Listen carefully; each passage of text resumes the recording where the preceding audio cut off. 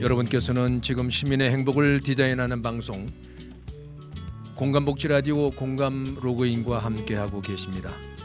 가족 문제와 청소년 교육 문제를 전문가와 함께 풀어드리는 2부 공감 다락방. 이 시간에는 한국생태보존 네트워크 염노석 대표님께서 스튜디오에 나와 계십니다. 안녕하세요, 대표님. 네, 안녕하세요. 염노석입니다. 예, 직접 본인을 좀 소개해 주시기 바랍니다. 네, 저는 작년 8월 말까지 30년 동안 초등학교 교사를 하다가 퇴직해서 생태 환경에 관심을 갖고 지난 12월에는 한국 생태 보존 네트워크 환경단체를 만들었습니다. 네. 그래서 학생들 또는 시민들과 함께 활동하고 있습니다. 최근에는 꼬리치레 도롱이의 봄봄이라는 생태 동화책을 출간해서 저자와의 특강 등으로 이렇게 불러주시는 곳에 가서 북토크를 진행하고 있습니다. 아, 네. 꼬레치레 도롱이 이름만 들어도 아주 굉장히 정겨움이 느껴집니다. 네. 한국 생태보존 네트워크를 작년 12월에 만들었다고 하셨는데 그 단체에 설립을 하신 취지는 어떤 게 있을까요? 가까이는 춘천 지역이고요. 멀리는 전국적인 범위로 활동하는데 네. 우리와 함께 살아가고 있는 주위 숲이나 하천에 점점 소멸해가는 생물들이 있어요. 네. 그런 생물들을 중심으로 해서 지속 가능 차원에서 보존하는 취지로 만들게 됐습니다. 춘천에는 맹꽁이가 다른 지역에 비해서 많은 편이기는 한데 맹꽁이가 많은 것 같지만 사실 맹꽁이가 멸종위기종 네, 2급에 해당되는 네. 양서류거든요. 아, 네. 그래서 시민들은 맹꽁이가 출현해도 그 개체의 희소성과 가치를 실감하지 못하는 것을 보고 네. 작년 12월에 맹꽁이처럼 사라져가는 생물들을 보존하는 마인드 캠페인이나 운동을 해야겠다는 생각으로 환경단체를 만들게 되었습니다. 아, 네. 너무나도 귀한 일을 또 계획하셨는데 그 멸종 위기의 어떤 그 차단 급수는 어느 어떤 기준에 의해서 정해지는 거죠? 글쎄 저도 환경부에서 정하는 거라 아, 네. 일단은 희소성이라든가 네. 소멸 위기 이런 네. 것들을 판단하는데 학자들하고 같이 이렇게 아마 심층적인 검토에 의해서 정해지는 걸로 알고 있어요. 그 2급 정도만 돼도 좀 그래도 심각한 수준이죠. 그럼요. 네, 네. 어느 때보다도 인간과 자연의 공존성의 필요성이 대두되고 있는데 이런 시대를 살면서 우리 대표님이 누구도 관심을 갖지 않는 분야에 소중한 역할을 하고 계시는군요. 대표님은 최근에 생태 동화책을 출간해서 화제가 되고 있다고 들었는데 그 동화책은 어떤 책인가요? 예, 꼬리치레 도롱이의 봄봄이라는 책입니다. 네. 이 책은 제가 교직 생활하면서 1993년부터 지금까지 30년 넘게 깊은 관심을 갖고 탐구하는 꼬리치레 도롱이라는 꼬리치레 도롱뇽이라고 하는 네. 도롱뇽이 있는데 이 개체를 오랫동안 연구를 하다가 그 특성이 너무 재미있고 네. 신기한 부분이 많이 있어요. 아, 그래서 네. 동화로 쓰게 되었습니다. 아무래도 30년간 근무하신 그 환경 자체가 또 강원도라고 하는 그런 특색이 있어서 오히려 장점으로 많이 작용하는 것 같은데 꼬레치레 도룡뇽을 연구하시면서 이제 대표님만이 가지고 있는 그런 감동이 있을 것 같아요. 그들의 생육 과정이 또 어떤 특징이 있고 또 어떤 점이 그렇게 좀 재미를 느끼실 수 있었는지요. 우리가 흔히 알고 있는 큰 가시고기라는 생물이 있잖아요. 네네. 그 큰 가시고기는 물속에다가 둥지에다가 알을 낳으면 암컷이 알을 낳고 수컷이 부화할 때까지 그 알둥지를 지키잖아요. 네. 그리고 그것을 그 수컷이 계속 지키는 그런 부성애 네. 이런 것들을 많이 말하는데 도롱뇽 중에서 또 그렇게 부성애가 강한 그런 꼬리치레 도롱뇽이 있습니다. 네네. 암컷이 알주머니를 낳고 잠시 머물다가 떠나가면 그 알주머니를 수컷이 끌어안고 체외 수정을 하고 그 후에도 한 3개월 정도 머물러요. 네네. 그러면서 계속 알주머니를 보호합니다. 심지어는 계속 몸 동작으로 산소를 공급하고 그러면서 점점 어떻게 보면 발생 과정을 다 이렇게 지켜보면서 도와주는 그런 역할을 하고 있었습니다. 그래서 그런 부분에서 참 부성애의 본능이 뛰어나다. 이런 생각을 했었습니다. 부성애 하면은 딱 떠오르는 게 이제 남극의 그 혹독한 환경 속에서도 얼음 위에서 알을 품는 그 황제 펭귄이 생각이 나는데 꼬레치레 도룡뇽이도 그렇군요. 요즘 이제 꼬레치레 도룡뇽의 봄봄이라는 책으로 이제 특강을 많이 다니신다고 들었는데 그 얘기를 좀 해주시죠. 네. 제가 주로 활동하는 지역이 춘천인데 네네. 그곳에 국립춘천숲체원이 있어요. 네, 그래서 네. 그 숲체원에서 숲 해설가나 그 생태 전문가들을 대상으로 그런 프로그램 진행하는 게 있는데 그곳에서 특강을 하고 있고요. 네, 네. 네네네. 그리고 그분들을 대상으로 도롱뇽의 일반적인 생태를 꼬리치레 도롱뇽과 비교하면서 이야기를 해주고 있습니다. 네. 그리고 그 외에도 하천의 수소곤충, 뭐 양서류, 갑각류, 다슬기 뭐 이런 연체동물 이야기를 생태적으로 풀어가면서 강의를 하고 있습니다. 네, 네. 그곳에서 마지막에는 꼬리치레 도롱이의 봄봄 생태동화 이야기를 들려주면서 네. 이야기를 하면 무척 흥미진진하게 이렇게 듣고 있습니다. 아, 그렇겠어요. 네. 벌써 이제 그 책 제목 이름만 들어도 아주 정겨움이 느껴지는데 생태 보존 활동을 이제 그 교육적인 차원으로 좀 연계할 수 있는 방법에 대한 계획을 좀 갖고 계신지 좀 말씀해 주시죠. 그 생태 보존 활동은 어떻게 보면 춘천 지역, 뭐 물론 다른 지역도 학부모 학생들이 가족 단위로 참여하는 게 좋습니다. 그렇죠. 네. 뭐 경상도에 보면은 경남 양서류 네트워크 네, 그런 네. 단체도 보면 이게 아이들 또는 어른들만 오는 게 아니라 한 가족 단위로 와서 네, 이렇게 뭐 네. 맹꽁이를 살린다, 두꺼비를 살린다, 뭐 이러면서 활동을 하더라고요. 네. 그 모습이 굉장히 그렇게 보기 좋더라고요. 그래서 저도 그런 활동을 좀 하면 어떨까. 그래서 태백 지역에 꼬리채 도롱뇽이 많거든요. 아, 네. 그래서 그쪽 지역의 캠페인 탐사 활동을 지금 기획 추진하고 있습니다. 근데 사실은 이제 그 점점점 이제 그 IT 기술의 발전과 함께 사람의 감성 부분이 이제 많이 약화되고 있잖아요. 그래서 이런 그 생태 숲놀이도 굉장히 인기가 있고 앞으로는 점점점 이 분야에 대해서 또 연구를 좀 많이 하셔야 될 것 같고 또 그런 어떤 그 프로그램의 개발에도 좀 역할을 좀 많이 하셔야 될 것 같은데 얘기를 듣다 보니까 꼬리치레 도롱뇽에 대해서 30년 넘게 이제 연구를 하셨다는데 그렇게 오랫동안 이제 연구를 하시면서 어떤 계기가 있었을 것 같아요. 어떤 계기를 통해서 꼬리치레 도롱뇽을 연구를 하셨는지. 네, 제가 춘천교육대학을 졸업을 했지만 네, 인천에 임용고사를 보고 발령을 받았어요. 네, 그래서 네, 10년 네. 동안 교직 생활을 하면서 처음 과학 연구대회에 네. 학생들을 지도해서 나갔단 말이에요. 그런데 심사위원 중에서 한 분이 저희가 탐구한 꼬리치레 도롱뇽에 대해서 연구하고 있는 사람이 국내에 없는 것 같다. 네, 이렇게 네. 말씀하시면서 저희들에게 앞으로 기회가 되면 계속 연구해 보면 좋겠다. 이렇게 말씀하셨어요. 네. 근데 아마 그 말씀이 제 귀에 또 제 마음에 이렇게 크게 와닿았는지 네, 지금까지 네. 인연이 돼서 이렇게 네. 활동하고 있습니다. 현장에 계시면서 이제 자연스럽게 우리 대표님의 지도를 받는 아이들은 참 행복했을 것 같아요. 지금 상상이 되는데 꼬리치레 도롱뇽에 대한 관심이 많았을 텐데 어린이들의 반응은 뭐 어떠했고 또 이런 활동이 아이들의 정서 행동에는 어떤 긍정적인 영향을 끼칠까요?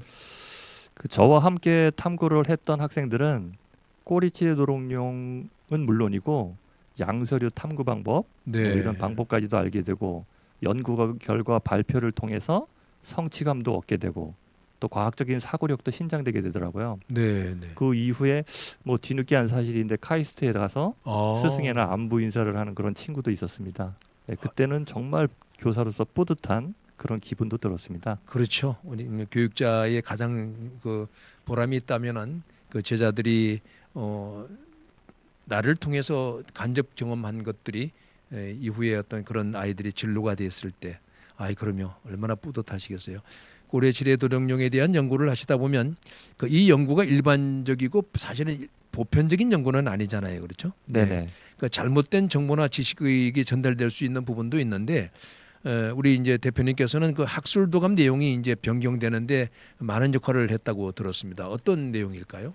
처음 제가 교직 생활할 때 그 양서 파충류 도감에 보면 문교부 이렇게 표지에 찍혀 있어요. 문교부. 그다음 교육부가 예전에 네, 문교부였으니까. 그렇죠, 그렇죠. 네. 그때 그 도감을 보면 이 꼬리치레 도롱뇽에 대한 내용이 네, 사실 우리나라 꼬리치레 도롱뇽에 대한 내용이 아니었었어요. 뒤늦게 한 사실인데 네. 알고 봤더니 일본 꼬리치레 도롱뇽, 일본에 살고 있는 꼬리치레 도롱뇽의 생태를 그대로 우리나라 꼬리치레 도롱뇽 네. 옮겨놓은 어떤 그런 거를 봤습니다. 그래서 계속 어떤 과학 전람이라든가 이런 연구를 통해서 그런 잘못된 사실들을 정확한 사실로 이렇게 바꿔가는 그런 역할을 했는데 나중에 교육부로 지켜나온 도감에 보니까 네, 네. 제가 연구해서 발표했던 내용들이 상당히 이렇게 바뀌어서 실려지는 그런 모습을 볼 수 있었습니다. 정말 큰일을 하셨네요. 실질적으로 좀 연구를 하시면서 이제 다른 지역 또는 다른 나라 이제 꼬레치레 도룡령과 이렇게 비교하게 될 텐데 실질적으로 좀 차이가 있습니까? 우리나라 지역 차이 또는 뭐 다른 나라하고 비교했을 때 좀 차이가 많이 있습니까? 네네.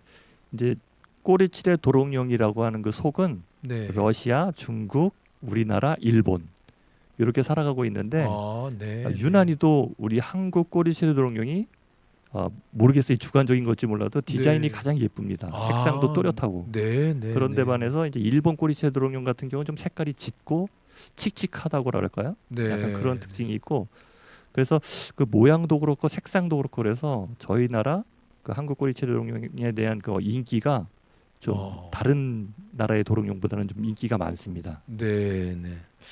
저는 뭐 이건 뭐 정확한 과학적인 근거는 아니지만 저희 나라가 이렇게 모든 것들이 아름답고 이런 미생물이라든가 뭐 양수류 이런 것들이 좀 아기자기하면서도 예쁜 거는 사계절의 뚜렷함이 아닐까라는 생각이 저 개인적인 생각입니다. 네. 그럴 수도 있겠네요. 네네. 요즘 기후 변화 위기로 다른 생물도 그렇지만 특히 이제 양서류들이 이제 많이 줄어들고 있다고 들었는데 현장에서 보시면 좀 어떻습니까?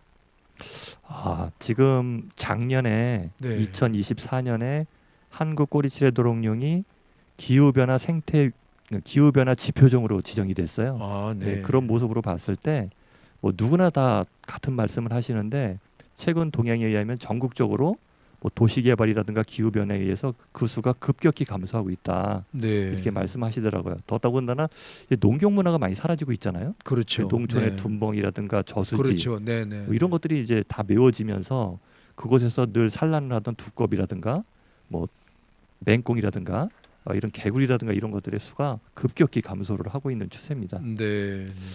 최근 경남 양서류 네트워크 같은 환경단체에서는 그 급감하는 양서류들을 보고 시민들이 이제 안타까운 나머지 그것들을 살리려고 하는 많은 그런 시민단체 운동들이 벌어지고 있고요.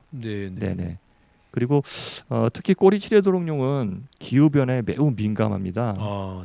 그래서 뭐 경남 양산 지역 그 양산 꼬리치레 도롱뇽을 비롯해서 이 멸종 위기종으로 지정해야 되는 거 아닌가 어떤 이런 이야기들이 계속 주장되고 있는데 사실상 이런 부분들이 건설교통부랑 이렇게 부딪혀요. 또 개발 쪽에서는 꼬리치레 도롱뇽이 여기저기서 발견이 되니까 그 수는 적지만 사실 멸종 위기종으로 지정되는 순간 그런 부분에 굉장히 어려움이 있거든요. 그래서 그런 부분들은 차차 이제 해결을 해나가야 되는 과제가 아닌가 이렇게 생각이 됩니다. 오늘 자꾸 이제 말씀을 하시는 부분이 이제 경남 양서류 네트워크라는 곳인데 그 뭐 대표적인 어떤 그런 그 생태 보존 네트워크인가 보죠? 현재 전국에서 가장 크게 이렇게 활동하고 있는 그런 단체인데 불과 지난 3월 1일만 하더라도 한 400명 정도가 국립 그 대전의 과학관에서 모임을 가졌어요. 근데 이게 지금 12년째인데 굉장히 이렇게 활성화되고 확대돼가는 그런 양서류 단체입니다. 근데 이제 경상남도 이제 쪽에 그것과 이제 춘천 지역을 중심으로 활동을 하시니까 한국 생태 보존 네트워크와 이제 앞으로 좀 연계해서 활동을 하실 계획이 있으신가요? 네네. 그 경남 양서류 네트워크 대표 되시는 분이 변영호 선생님인데 지금 현직에서 교감을 하고 계셔요. 저랑 이제 또 같은 교직에 있다 보니까 서로 교류를 하면서 많이 도와주고 계신데 이쪽 춘천 쪽, 강원 쪽 이런 쪽이 굉장히 좀 미비했었거든요. 이런 활동들이. 그래서 이제 저에게 굉장히 응원도 해주면서 도움을 주고 있습니다. 그러시군요. 그 자연 생태 보존에 대한 문제는 이제 사람과 자연을 별개로 볼 수 없는 인류의 과제가 될 텐데 학교 현장에서 교육을 하시면서 이제 어린이들이 자연스럽게 이제 선생님들의 이제 특히 이제 우리 염 대표님의 모습을 보면서 생태 보존 활동가의 꿈을 꿀 수도 있을 것 같아요. 실질적으로 좀 이렇게 아이들을 지도하시다 보면 좀 이런 쪽에 관심이 있고 또 꿈을 가지는 친구들이 있습니까? 그럼요. 그 아이들은 본능적으로 생태 탐구를 굉장히 좋아해요. 그렇죠. 그러려면 학교 밖을 나가야 되고 또 그만큼 또 어려움이 접근성이 어렵다 보니까 그런 문제들이 있는데 특히 남자아이들 같은 경우는 도롱뇽 알주머니를 보거나 도롱뇽을 보면 탄성이 막 절로 나옵니다. 네, 네. 네, 그러면서 조금씩 더 관심을 갖는 학생들을 이렇게 만날 수 있습니다. 네. 그 좀 실질적으로 그런 학생들이 또 이렇게 성장을 하면서 저도 이제 한 사례를 보면 어떤 아이가 이제 그 집에서 토끼를 키우다가 점점점 이제 그게 관심이 많아서 나중에는 그 어머니가 집 전체가 동물원이 됐다는 얘기를 하면서 그 친구가 지금은 이제 이런 동물을 연구하는 이제 학자가 되겠다고 대학을 진행했다고 하는데 혹시 뭐 좀 진학 부분에 있어서 좀 제자들로부터 이렇게 연결되거나 또 보람 있는 그런 사례가 있습니까? 그 초등학생 같은 경우는 유난히도 이런 생물 탐구에 관심을 지극히 갖는 아이들이 있어요. 네, 근데 그런 네. 아이들은 사실 그 아이가 가지고 있는 어떤 그 관심 분야인 생물이 뭔지는 몰라도 그런 것을 새롭게 경험을 했다. 예를 들면 도롱뇽에 대해서 새로운 경험을 했거나 뭐 아니면 사마귀에 대해서 새로운 경험을 했거나 이런 네. 어떤 그런 것들이 그 아이에게 굉장한 어떻게 보면 인생에 있어서의 한 계기가 될 수가 있거든요. 그렇죠. 그렇게 되면 네. 그 아이는 거기에 심취하게 되고 네, 그것으로 인해서 나중에 진학하는데도 네. 그런 쪽으로 이제 꿈을 꾸고 나아가는 경우가 많습니다. 네, 네. 앞으로 이제 생태 보존 네트워크는 또 어떤 이제 형태로 또 어떻게 또 활동을 하고 계실지 말씀 좀 해주시죠. 우선 올해는 가까이 있는 춘천 지역 맹꽁이 서식지 보호를 중심으로 네, 네. 활동을 하고요. 그리고 삼척 환성굴 집단 서식지를 보존하기 위해서 이렇게 활동을 할 생각입니다. 특히 또 태백시 한강 발원지에 그 검용소라는 곳이 있고요. 네. 또 낙동강 발원지인 황지연못, 또 그 원류를 찾아가면 너덜샘이 있거든요. 네, 그쪽을 탐사하면서 어떻게 하면 이런 한국 꼬리치레 도롱이 사라져가는 이런 생물을 보호할 수 있을까? 네. 뭐 이런 것들을 생각하면서 활동을 계획하고 있습니다. 그리고 최근에 또 제가 알고 있는 지인께서 한국 꼬리치레 도롱뇽을 보고 그런 생태를 네. 보고 야 이거 세계적으로 알리면 좋겠다. 예, 예. 이런 생물이 정말 이 기후 변화 이런 어려운 시점에 그렇죠. 이런 네. 생물의 소중함, 어떻게 보면 이런 생물들이 살아갈 수 있는 환경 이런 것들을 세계적으로 알리려면 다큐멘터리를 하나 좀 계획해서 만들고 네, 싶다. 네. 뭐 그런 이야기를 해서 현재 추진 중에 있습니다. 아, 네, 네. 정말 좀 좋은 작품으로 잘 나왔으면 좋겠는데 앞으로 이제 아까도 말씀드렸지만은 신규 리얼리티 시지 또 특이쯤이라고 그러잖아요. 네네. 그런 시대가 오면 올수록 이제 가장 중요한 것은 인간성을 회복할 수 있는 그런 것들이 이제 앞으로 이제 우리 청소년들의 역량에 굉장히 큰 영향을 미칠 텐데 제가 오늘 이제 말씀을 나누고 보니까 한국 생태보존 네트워크라든가 또 이제 경상남도에서 하고 있는 그런 어떤 네트워크를 연계해서 앞으로 이런 부분들이 이 교육계와 좀 잘 이렇게 서로 협의가 돼서 아이들의 이제 체험 학습이라든가 이런 부분들에도 좀 더 활성화될 수 있는 그런 어떤 기반이 조성이 돼야 될 것 같은데 앞으로 이런 부분에 대해서는 전망이 어떠십니까? 이 부분 다시 할게요. 네네 네. 다시. 네. 제가 질문을 정확히 못 들었어요. 네. 다시 해도 편집하면 되니까. 네. 네. 그러니까 앞으로 이제 그 신규 리얼리티 시대라고 그러잖아요. 특이점이라고 하죠. 네네. 그런 시대가 오면 올수록 우리가 더 인간성을 회복해야 되고 그럴 때마다 우리가 이제 대인관계 역량들을 많이 강조하잖아요. 네네. 근데 그러려면은 이제 우리 정서적인 그런 어떤 부분이 굉장히 중요한데 점점점 아이들에게 이런 생태 교육 수업 체험 놀이라든가 현장 체험 학습들이 이런 어떤 그 꼬리치레 도롱뇽을 연구한다거나 양서류를 연구하는 체험하는 이런 것들이 필요하잖아요. 네네. 앞으로 좀 이제 이런 교육이 좀 강화가 돼야 되겠다라는 생각을 하는데 앞으로 좀 전망이 어떻습니까? 예, 제가 현장에 있을 때 항상 아쉽게 느꼈던 부분이 네, 사실 아이들에게 가장 직접적인 교육은 체험 교육이에요. 네, 네, 특히 이런 생물 탐구, 네, 이런 어떤 식물 탐구 이런 것들은 그냥 어떤 교과서라든가 어떤 뭐 영상이라든가 이런 간접적인 경험이 아니라 네, 네, 직접 자기 눈으로 가서 보고 네, 네, 만져보고 채집해보고 뭐 이런 어떤 것들을 통해서 교육하는 것이 가장 효과적이다라는 걸 제가 깨달았거든요. 네, 네. 그런 부분들이 더욱 확대가 돼야 될 거라고 생각을 하고요.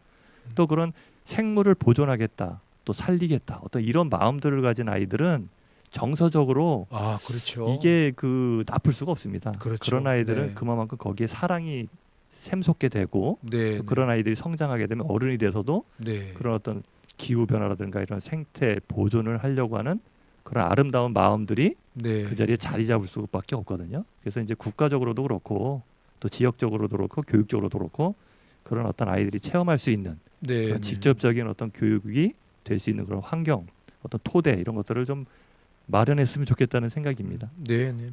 뭐 가장 중요한 어떤 생명 존중의 교육도 가장 기본이 되는 게 바로 여기서부터 시작되는 게 아닌가 생각이 됩니다.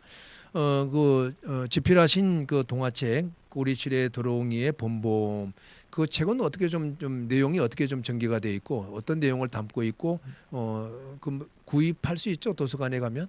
네. 네네 서점에 서점에 가면 네. 구입할 수 있고 인터넷에서 구입할 수 있습니다. 네네. 그 네. 주로 핵심적인 내용이 어떤 내용인가요? 그 꼬리칠의 도롱뇽의 주인공 이름이 도롱이에요. 네. 그 네. 도롱이고 도롱이가 이제 짝짓기를 해서 만나는 그 암컷이 네. 아롱입니다. 아롱이고 네, 네. 그렇게 해서 알주머니에서 태어나는데 좀 약하게 태어난 애가 있어요. 12개의 알 새끼 중에 좀 이렇게 좀 약하게 태어난 애가 있잖아요. 네네. 그 약하게 태어나는 그 아이가 이제 다롱이 네. 이렇게 주인공들이 있는데 그 이야기가 처음에 봄이 되면 4월이 되면 겨울잠에서 깨어납니다. 도롱이가. 네. 도롱이가 겨울잠에서 4월에 깨어나면서 이제 5월이 되면 충분히 자기가 먹이를 먹고 이제 삼척 환성굴 그 안으로 어떻게 보면 집단 산란지로 네. 가서 산란을 하는 그런 장면들이 쫙 펼쳐지고요. 네네. 그다음에 뭐 가을, 그다음에 겨울 이렇게 해서 그 알 주머니에서 알이 발생을 해서 새끼가 유생으로 새끼가 태어나서 동굴 바깥으로 세상 속으로 나아가는 모습. 네, 그렇게 해서 진행이 됩니다. 네네. 우리 많은 어린이들에게 그 동화책이 좀 읽혀져서 아이들의 정서 함양에도 좀 도움이 되었으면 하는 그런 바람이 있습니다. 네. 또 이렇게 우리 대표님 약속한 시간이 또 다 됐습니다. 아쉬운 시간이 다가왔네요. 네, 아쉽지만 오늘은 여기서 인사를 드리겠습니다. 대표님 함께해 주셔서 감사합니다. 네, 감사합니다. 네. 초대해 주셔서 너무 재밌고 유익한 시간이었습니다.